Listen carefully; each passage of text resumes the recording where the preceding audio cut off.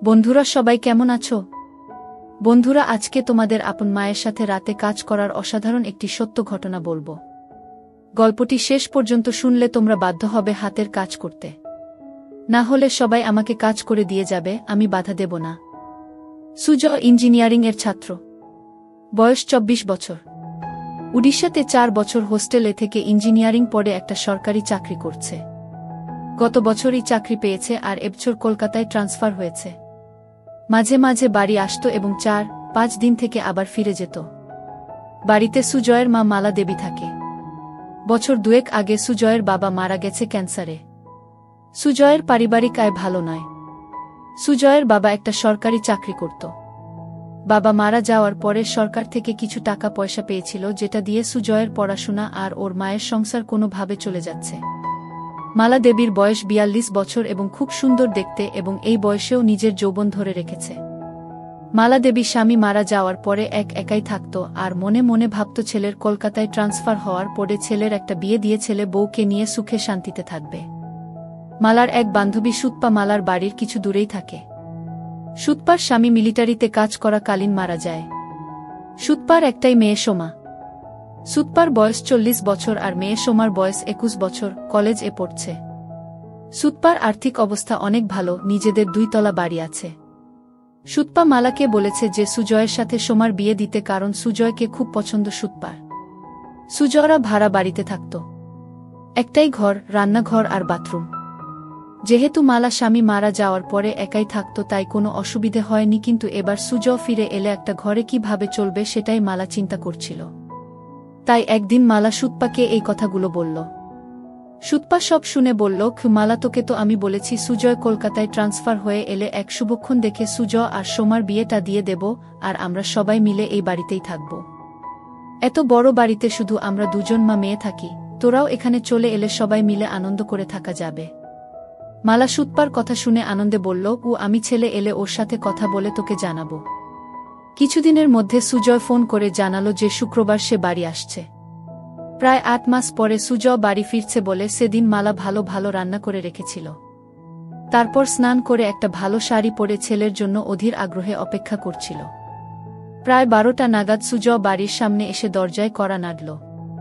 মালা দরজা খুলে দেখল 4-5টা ব্যাগ হাতে আর কাঁধে নিয়ে সুজয় হাসি মুখে দাঁড়িয়ে আছে। ঘরে এসে ব্যাগগুলো নামিয়েই মাকে ধরল সুজয়। মালা ও সুজয়কে ধরে থাকল কিছুক্ষণ। তারপর ছেলের হাত থেকে নিজেকে ছাড়িয়ে মালা বলল, অনেক বেলা হয়ে গেছে সুজয়, যা স্নান করে নিয়ে আগে খেয়ে নে, তারপর না হয় ব্যাগগুলো থেকে সব বার করবি আর গল্প করা যাবে। সুজয় বলল, ঠিক বলেছ মা, খিদেতে পেট জ্বলছে, আমি তাড়াতাড়ি স্নান করে আসছি, তুমি খাবার বারো। এই বলে সুজয় বাথরুম এ চলে গেল। ভেতরে দেখল ওর মা ওর জন্য একটা হাফ প্যান্ট আর তোয়ালে রেখে দিয়েছে। তাই দেরি না করে ভালো করে স্নান করে সুজয় হাফ প্যান্ট পরে খালি গায়ে বাইরে এসে দেখল মা খাবার বেডে মেঝেতে বসে আছে। সুজয় মায়ের উল্টো দিকে বসে খেতে শুরু করল। খেতে খেতে মাকে দেখছিল সুজয় আর মনে মনে ভাবল যে মাকে আগের থেকে যেন আরো সুন্দরী লাগছে। মালা সেটা দেখে জিজ্ঞেস করল, কি এত দেখছিস সুজয়? সুজয়, তোমায় দেখছি মা, তোমায় এই শাড়িতে খুব সুন্দর লাগছে। এটা কি নতুন শাড়ি? মালা, না রে, এটা পুরনো শাড়ি, তবে খুব কম পরেছি বলে এটা নতুনের মতো লাগছে। সুজয়, মা চাকরি তো আমি পেয়ে গেছি, এবার আর তোমার কোনো দুঃখ রাখবো না। মালা হেসে বলল, সে আমি জানি সুজয়, আমি এখন অনেক নিশ্চিন্ত যে তুই এবার আমাদের 2জনের সংসার চালাতে পারবি। এই শুনে সুজয় হেসে বলল, সে আর বলতে, আমার সুন্দরী মাকে আমি এবার থেকে সুখে রাখব। সুজয়ের কথা শুনে মালা ও হেসে উঠল। এইভাবে কথা বলতে বলতে 2জনে খাওয়া শেষ করল। মালা থালা বাসন নিয়ে রান্নাঘরে ধোয়ার জন্য চলে গেল।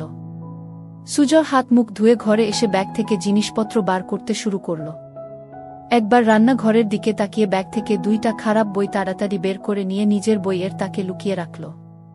কিছুক্ষণ পরে মালা ঘরে এসে বিছানায় বসল। মালা ছেলের সব জামা প্যান্ট একদিকে সরিয়ে রাখতে রাখতে বলল, তোর সব জামা তো পুরনো হয়ে গেছে, এবার কিছু নতুন কিনে নিস। সুজয়, ঠিক আছে মা, এ মাসের স্যালারি পেয়ে তোমার আর আমার জন্য নতুন ড্রেস কিনব গো। তারপর সুজয় সব জিনিস বিছানা থেকে সরিয়ে মালার মুখোমুখি বসে গল্প করতে শুরু করল। মালা, সুজয়, এখন তোর কিরকম লাগছে? পড়াশোনা করে চাকরি করছিস, এবার কলকাতায় ট্রান্সফার ও হয়ে গেল। সুজ, সেরকম কিছু না, কিন্তু এবার থেকে তোমার সাথে থাকতে পারবো, এই জন্য আমি খুব খুশি। কি এই বলে মায়ের কোলে মাথা রেখে শুয়ে পড়ল। মালা ছেলের কথা শুনে খুব খুশি হল আর সুজয়ের মাথায় হাত বুলিয়ে দিতে লাগল। সুজ শুয়ে শুয়ে মালাকে দেখছিল আর মনে মনে ভাবছিল মাকে সত্যি খুব সুন্দর দেখতে। এইভাবে কিছুক্ষণ থাকার পরে মালা হেসে বলল, সুজ, এবার সুতপার সাথে কথা বলতে হবে তোর বিয়ের জন্য। সুজ তখন মায়ের কোল থেকে মাথা সরিয়ে উঠে বসে বসে দুই কাঁধে দু হাত রেখে বলল, না মা, এখন নয়। এখন শুধু আমার সুন্দরী মাকে সুখী করার সময়, বউকে নয় গে। মালা হেসে বলল, আমি তো ভালোই আছি, এবার তোর একটা বউ এসে গেলে আমার অসুবিধা হবে আর তোর অসুবিধা হবে। সুজ নিজের মুখটা মালার মুখের কাছে এনে বলল, আমাদের কি সুবিধা হবে মা, বউ এলে? মালা, আমার একটা গল্প করার সাথী হবে আর তোর চির জীবনের সাথী হবে। আর সত্যি বলছি, সোমা খুব সুন্দরী আর ভালো মেয়ে, তোকে খুব সুখে রাখবে। সুজ একটা হামি দিয়ে বলল, আমি তোমায় সুখে রাখব, তাই তোমার আর কিছু লাগবে না। মালা সুজয়ের কথা শুনে একটু চমকে উঠে বলল, ঠিক আছে, এবার তুই একটু রেস্ট নিয়ে নে, আমি একটু বেরোচ্ছি, একেবারে বাজার করে ফিরব। এই বলে মালা উঠে দাঁড়িয়ে নিজের শাড়িটা ঠিক করতে লাগল। সুজ ও উঠে দাঁড়িয়ে মাকে দেখতে লাগল। কিছুক্ষণ পরে মালা বাড়ি থেকে বেরিয়ে যেতেই সুজয় দরজা বন্ধ করে ঘরে এসে নিজের আরেকটা ব্যাগ খুলে খুলে মায়ের একটা ছোট জামা দেখে বার করে সেটা নাক দিয়ে গন্ধ নিতে থাকল। সুজ হোস্টেল এ থাকাকালীন বন্ধুদের পাল্লায় পড়ে খারাপ বই পড়া শুরু করেছিল। সব সম্পর্কের মধ্যে মা ছেলে নিয়ে গুলো পড়তে বেশি ভালোবাসত। সেই জন্য ৮ মাস আগে যখন বাড়ি এসেছিল তখন মায়ের একটা ছোট জামা লুকিয়ে নিজের সাথে নিয়ে গিয়েছিল। তারপর থেকে হোস্টেলে সুজয় বই পড়তে পড়তে মায়ের ছোট জামাটা হাতে নিয়ে নিজেকে সান্ত্বনা দিত। যেহেতু খুব ক্লান্ত ছিল তাই মাকে চিন্তা করতে করতে কিছুক্ষণের জন্য ঘুমিয়ে পড়ল। তারপর কিছুক্ষণ পরে বাথরুম এ গিয়ে পেচ্ছাপ করতে গিয়ে দেখল বাথরুম এ মায়ের একটা ছোট কাপড় ঝোলানো আছে। মালা তাড়াহুড়ো সেটা সরিয়ে রাখতে ভুলে গিয়েছিল। সুজ পেচ্ছাপ করে সেটা নিজের নাকে শুকে বুঝল এটা মায়ের ব্যবহার করা।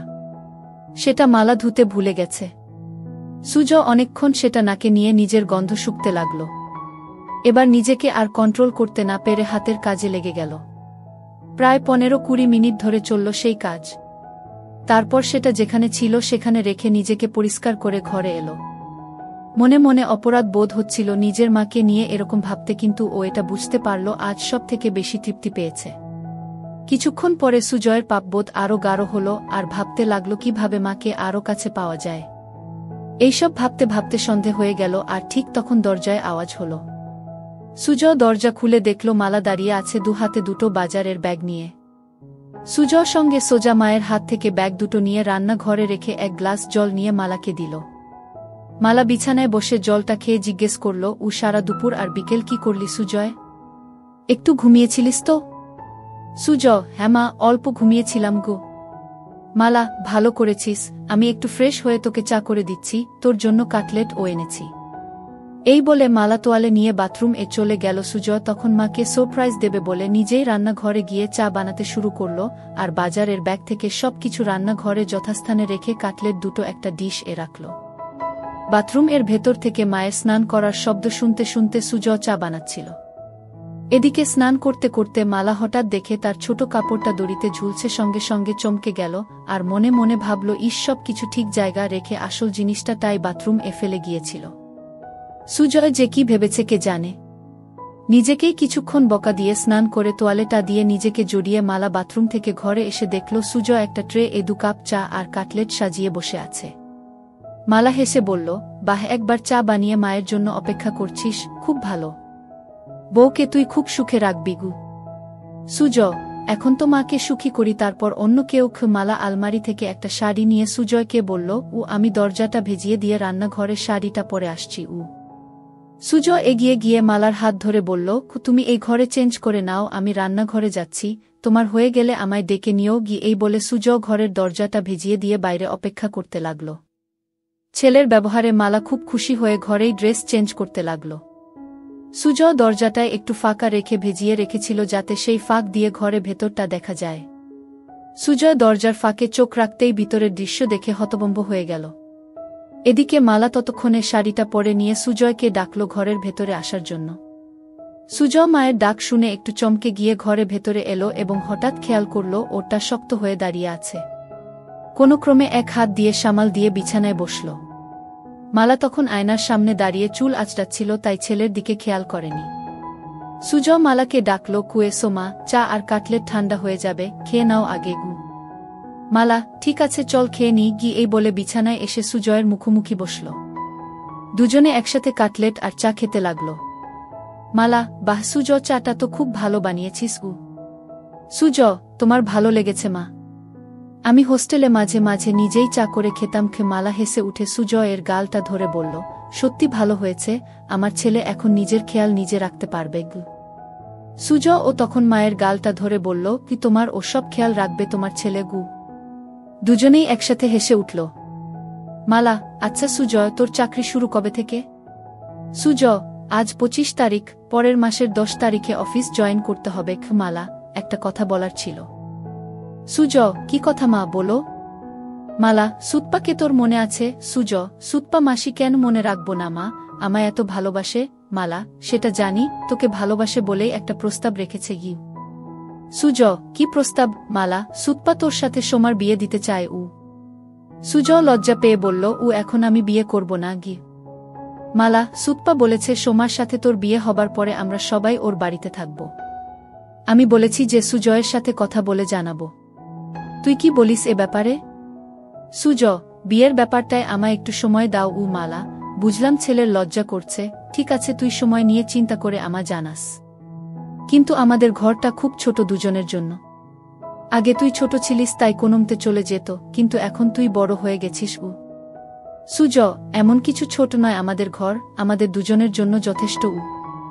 মালা, কিন্তু তোর অসুবিধে হবে, আমি যখন কাপড় চেঞ্জ করব তখন তোকে বাইরে অপেক্ষা করতে হবে, এছাড়াও এই একটা বিছানায় দুজনের হবে না গু। সুজয় মালার কথা শুনে মনে মনে বলল, ও আমি তো চাই তুমি ঘরে কাপড় ছাড়বে আর আমি দরজার ফাঁক দিয়ে তোমার দেখব। মালা সুজয়ের দিকে তাকিয়ে বলল, কি ভাবছিস এত? কি করবি সেটা তো বল।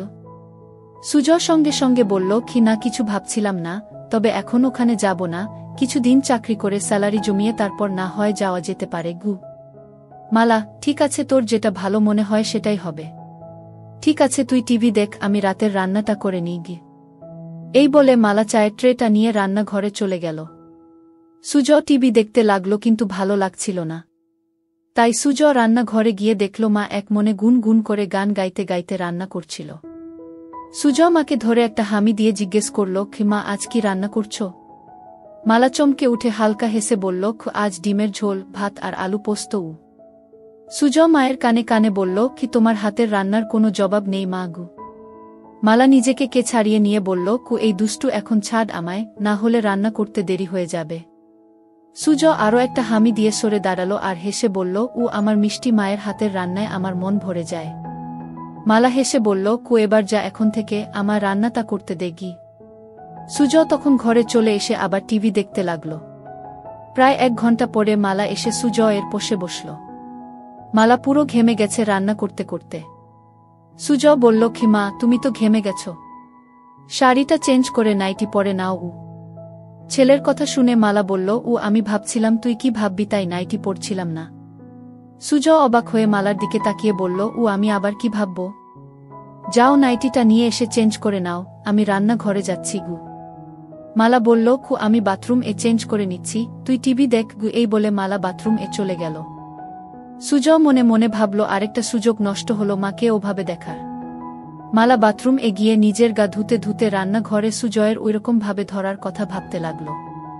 মনে মনে ভাবছিল, সুজয় কি তাহলে ইচ্ছে করে ওকে ধরে ওসব করছিল না, এটা হঠাৎ হয়েছিল। একটু চোখে চোখে সুজয়কে রাখতে হবে, কারণ এই বয়সটা খুব বাজে। এসব ভাবতে ভাবতে স্নান শেষ করে নাইটিটা পরে নিল। সুজয় না থাকলে মাঝে মাঝে মালা একসেট হয়ে রাতে শুত, কিন্তু এখন সেটা আর হবে না। এমনিতে মালা খুব ওই স্বভাবের, আর স্বামী মারা যাওয়ার পরে সেটা আরও বেড়ে গেছে। কিছুক্ষণ পরে মালা বাথরুম থেকে বেরিয়ে এসে সুজয় এর সাথে বসে একসাথে টিভি দেখতে দেখতে এটা সেটা গল্প করতে লাগল। রাত প্রায় 10টা বাজে ঘড়িতে। এবার খাবার পালা, তাই মালা রান্নাঘরে গিয়ে খাবার বেড়ে নিয়ে এলো। সুজয় আর মালা দুজনে মেঝেতে বাবু হয়ে মুখোমুখি বসে খেতে শুরু করল। সুজয় খেতে খেতে মায়ের দিকে তাকাতেই দেখল মালা নিচু হয়ে যখন খাবার মুখে দিচ্ছিল তখন নাইটিটা নিচে নেমে যাচ্ছিল, আর সুজয় সেটা দেখছিল। কিন্তু হঠাৎ মালা সুজয়ের দিকে তাকিয়ে দেখতে পায় যে সুজয় ওর দিকে তাকিয়ে আছে। সঙ্গে সঙ্গে নাইটিটা একটু উপরে তুলে নিল আর তখন সুজয় আর মালার চোখাচোখি হল। সুজয় লজ্জায় মাথা নিচু করে ভাবতে লাগল কি ইসমা এবার বুঝতে পেরেছে, বকে না দেয় খু, কিন্তু মালা কিছুই বলল না, শুধু বলল খু খাবার এর দিকে মন দে কি। সুজয় হাফ ছেড়ে বাঁচল। এইভাবে দুজনের খাওয়া শেষ হল। তারপর মালা সব বাসন ধুয়ে ঘরে এসে মেঝেতে বিছানা করতে লাগল। সেটা দেখে সুজয় জিজ্ঞেস করল, খিমা তুমি কি নিচে শোবে? মালা, হ্যাঁ রে, বিছানায় দুজনের অসুবিধে হবে। সুজয় সঙ্গে সঙ্গে মালার হাত থেকে সবকিছু কেড়ে বিছানা রেখে বলল, কু এই খাটে আমাদের দুজনের ভালো মতো হয়ে যাবে, তাই তুমি চিন্তা করো না গি। মালা কিছু একটা বলতে যাচ্ছিল কিন্তু সুজয়ের জেদে মুখে আর কিছু বলল না। কিছুক্ষণ পরে লাইট অফ করে দুজনে শুয়ে পড়ল। সুজয় ক্লান্ত ছিল তাই কিছুক্ষণের মধ্যে ঘুমিয়ে পড়ল। মালা শুয়ে শুয়ে সারা দিনের কথা ভাবতে লাগল। বিশেষ করে রাতে ছেলে যেভাবে এক দৃষ্টিতে তার দিকে তাকিয়েছিল। ভাবতে ভাবতে একটু গরম হয়ে পড়ল। মনে মনে চিন্তা করল যে এবার থেকে সুজয়ের সব কিছু ভালোমতো লক্ষ্য করতে হবে। এইসব ভাবতে ভাবতে মালা ঘুমিয়ে পড়ল। চিরকাল খুব সকাল সকাল ঘুম থেকে ওঠা মালার অভ্যাস। মালা ঘুম থেকে উঠে সুজয়ের দিকে তাকিয়ে দেখল সুজয় গভীর ঘুমে আচ্ছন্ন। একটু নিচের দিকে তাকাতে দেখল সুজয়ের হাফ প্যান্ট তাবু হয়ে গেছে। সেটা দেখে মালা মনে মনে ভাবল ছেলে এমন কিছু স্বপ্ন দেখছে যাতে তাবু হয়ে গেছে। তারপর নিজের মনে হাসতে হাসতে বাথরুম এ চলে গেল। তারপর রান্না করে নিজে স্নান করে শাড়ি পরে চায়ের কাপ হাতে নিয়ে সুজয়কে ডাকল। সুজয় ঘুম থেকে উঠে দেখল মা চায়ের কাপ হাতে দাঁড়িয়ে আছে একটা সুন্দর শাড়ি পরে। সুজয়, টা বাজে মা? এত সকালে তোমার স্নান হয়ে গেছে গি? মালা, 10টা বাজছে, আমায় একটু সুতপার সাথে বেরোতে হবে। তোর জন্য রান্না করা আছে, দুপুরে স্নান করে খেয়ে নিস। সন্ধে বেলায় আবার দেখা হবে। সুজয়, ঠিক আছে মা, তুমি চিন্তা করো না। কাল তো রবিবার। মালা, কেন কোথাও বেরোবি নাকি গু? সুজয় মালার হাত থেকে কাপটা নিয়ে টেবিলে রেখে মালাকে ধরে একটা পাপ্পা দিয়ে বলল, কু দেখি কি প্ল্যান করা যায়। মালা নিজেকে ছাড়াবার চেষ্টা করে বলল, আবার দুষ্টুমি হচ্ছে, আমার শাড়ি নষ্ট হয়ে যাবে, এখন ছাড় আমায়, পড়ে ধরার অনেক সময় পাবি। সুজয়, তোমায় ছাড়তে ইচ্ছে করছে না মা গি। এই বলে আবার সুজয় মায়ের কোমলতা অনুভব করতে থাকে। মালার ভালো লাগছিল কিন্তু ওর দেরি হয়ে যাবে তাই জোরে করে সুজয়কে সরিয়ে দিয়ে বলল, আমি এবার আসি, বুঝলি, না হলে দেরি হয়ে যাবে, তুই সময়মতো খেয়ে নিস। সুজয়, ঠিক আছে মা, তুমি একদম চিন্তা করো না, সাবধানে যেও। এরপরে মালা নিজের শাড়িটা ঠিক করে সুজয়ের দিকে একটা হাসি দিয়ে ঘরে থেকে বেরিয়ে গেল। আর সুজয় দরজা বন্ধ করে ঘরে এসে চা খেতে খেতে চিন্তা করল কি করবে সারাদিন। কিছুক্ষণ বসার পরে আলমারিটা খুলে মায়ের ছোট কাপড়গুলো বের করে বিছানা রাখল। দেখল সেগুলো অনেক পুরনো হয়ে গেছে। কিছুক্ষণ নাক দিয়ে সবগুলো শুকে আবার যথাস্থানে রেখে দিয়ে আলমারিটা বন্ধ করে দিল সুজয়। তারপর সুজয় ঘরটা আর রান্নাঘরটা পরিষ্কার করল। সুজয় মনে মনে একটা মতলব করল কি করে মাকে প্রতিদিন একসেট দেখা যায়, কারণ শাড়ি চেঞ্জ করার সময় বেশিক্ষণ দেখা যায় না। তাই ভাবল বাথরুম এ একটা ফুটো করতে পারলে স্নান করাটা ভালো মতো দেখতে পাবে। একটা হাতুড়ি আর পেরেক নিয়ে বাথরুমের দরজায় সুজয় একটা ফুটো করে দিয়ে দেখল যে ফুটোটা একদম সঠিক জায়গায় হয়েছে, যেখান থেকে ভিতরের দৃশ্য স্পষ্ট দেখা যাবে। তারপর স্নান করে খেয়ে নিয়ে একটু ঘুমোতে গেল সুজয়। ঘুম থেকে উঠে দেখল যে সন্ধে হয়ে গেছে আর মালার আসার সময় হয়ে গেছে। কিছুক্ষণের মধ্যে দরজায় আওয়াজ শুনে সুজয় দরজা খুলে দিয়ে দেখল মালা এসেছে। ভেতরে এসে মালা বলল, সুজয়, দুপুরে খেয়েছিলিস তো? সুজয়, হ্যাঁ মা, খেয়েছিলাম। তোমার দিনটা কেমন কাটল? মালা বিছানায় বসে ফ্যানের হাওয়া খেতে খেতে হেসে বলল, আমার আবার দিন কেমন কাটবে, যেরকম কাটার সেরকম কেটেছে গি। সুজয়, তুমি যাও বাথরুম এ ফ্রেশ হয়ে এসো, আমি চা বানাচ্ছি গু। মালা সেটা শুনে বাথরুম এ চলে গেল আর সুজয় ও রান্নাঘরে চলে গেল। মালা বাথরুম এর দরজা বন্ধ করতেই সুজয় দরজার ফুটো চোখ রাখল। সুজয় হা করে শুধু দেখতে লাগল নিজের মাকে আর এক হাত দিয়ে হাতের কাজে মনোযোগ দিল। এদিকে গ্যাসে জল গরম হয়ে ফুটছে তাই তাড়াতাড়ি চা বানানোতে মন দিল। কিন্তু কিছুতেই নিজের মন থেকে মায়ের ওই রূপটা মুছতে পারল না। কিছুক্ষণ পরে সুজয়ের চা বানানো শেষ হল।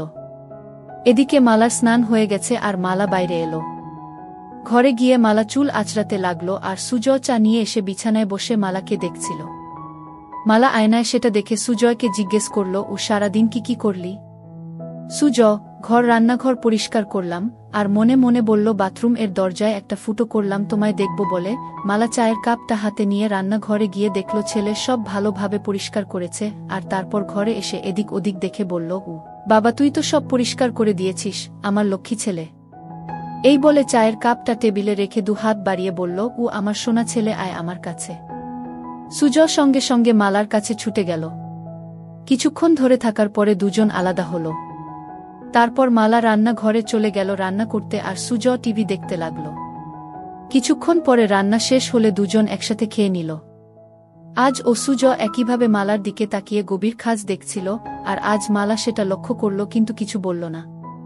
এইভাবে খাওয়া শেষ করে মালা আর সুজয় বিছানায় শুতে এলো। দুজনে পাশাপাশি শুয়ে আছে। ঘরে নাইট বাল্বটা জ্বলছে।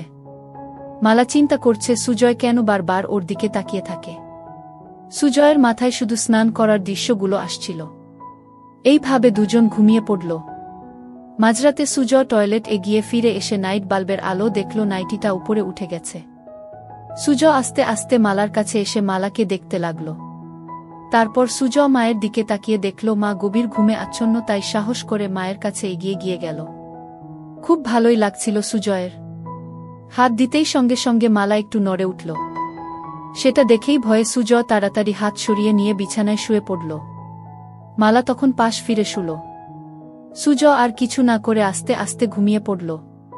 পরের দিন সকালে মালা ঘুম থেকে উঠে তাড়াতাড়ি নিজেকে ঠিক করে নিয়ে ছেলের দিকে তাকিয়ে দেখল ছেলে উপুর হয়ে ঘুমে মগ্ন।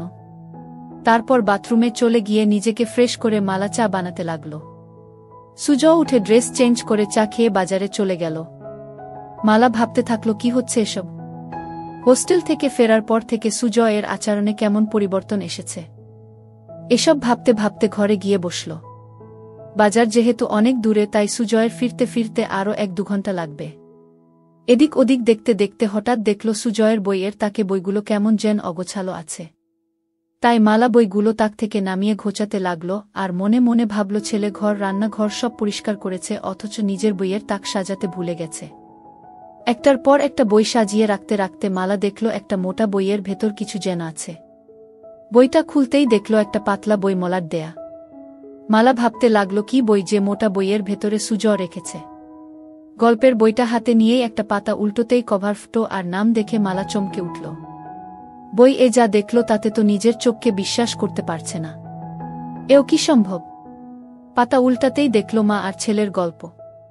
সূচিপত্র দেখে আরেকবার চমকালো মালা। একটা গল্পের কিছুটা অংশ পড়ল, অবাক হয়ে ভাবতে লাগল এটা কিভাবে সম্ভব, আর সুজয় এই বই পেল কোথায়? তাহলে কি এসব গল্প পড়েই সে আমাকে নিয়ে ওসব কথা ভাবে? মালা বিছানায় শুয়ে শুয়ে 2টো গল্প শেষ করল এবং এতটাই গরম হয়ে গেল যে বিছানায় শুয়েই তারপর বইটা জায়গা মতো রেখে দিয়ে বাথরুম চলে গিয়ে মালা নিজেকে পরিষ্কার করল। তারপর ঘরে এসে বসে চিন্তা করতে লাগল। অনেক দিন পরে আজ মালা খুব উত্তেজনা অনুভব করল। হঠাৎ দরজার আওয়াজ শুনে মালা দরজাটা খুলে দেখল সুজয় ভেতরে এসে মাংসটা মায়ের হাতে দিল। মায়ের দিকে তাকিয়ে দেখল মায়ের কপালে ঘাম, আর মায়ের চোখ মুখটা কেমন যেন লাগছে। সঙ্গে সঙ্গে সুজয় মায়ের 2 গালে 2টো হাত রেখে জিজ্ঞেস করল, খিমা তোমার কি শরীর খারাপ লাগছে? এত ঘেমে আছো কেন? মালা ঘাম মুছে বলল, কিছু না সুজয়, গরম পড়েছে তো তাই। সুজয় তখন বলল, ঠিক বলেছ মা, আজ বেশ গরম। সুজয় বলল, মা আমি একটু বেরোচ্ছি, এক বন্ধুর সাথে দেখা করে চলে আসব। মালা, ঠিক আছে, বেশি দেরি করিস না, আমি রান্না তাড়াতাড়ি করে নেব। এই বলে সুজয় বেরিয়ে গেল। মালা দরজা বন্ধ করে ভাবল আর একটু হলেই ছেলে বুঝতে পারত যে এটা গরমের ঘাম নয়, এটা অন্য কিছুর ঘাম। এই ভেবে নিজের মনে হাসতে লাগল। বাকি রান্নাগুলো করে মালা দেখল ছেলের ফিরতে এখনো দেরি আছে, তাই ভাবল বাথরুমটা একবার পরিষ্কার করে নেওয়া যাক, তারপর স্নান করে নেবে। বাথরুম ঢুকে মালা দেওয়ালগুলো পরিষ্কার করতে করতে হঠাৎ মালা দেখল যে দরজায় একটা ফুটো। মনে মনে চিন্তা করে দেখলেন যে এই ফুটোটা তো আগের সপ্তাহে যখন বাথরুম পরিষ্কার করেছিল তখন তো ছিল না। তার মানে এই ফুটোটা কি সুজয় করেছে? বাথরুম থেকে বেরিয়ে এসে মালা ফুটো চোখ রেখে দেখল যে ভেতরে কেউ স্নান করলে এই ফুটো দিয়ে সব দেখা যাবে। এবার মালার মাথায় আকাশ ভেঙে পড়ল। তার মানে সুজয় কি ওই ফুটো দিয়ে ওকে দেখেছে? কি শয়তান ছেলে! এটা ভাবতে ভাবতে মালার রাগের সাথে উত্তেজনায় গা রি রি করতে লাগল। বাকি অংশ পরের ভিডিওতে দেওয়া হবে। সবাই সঙ্গে থাকো।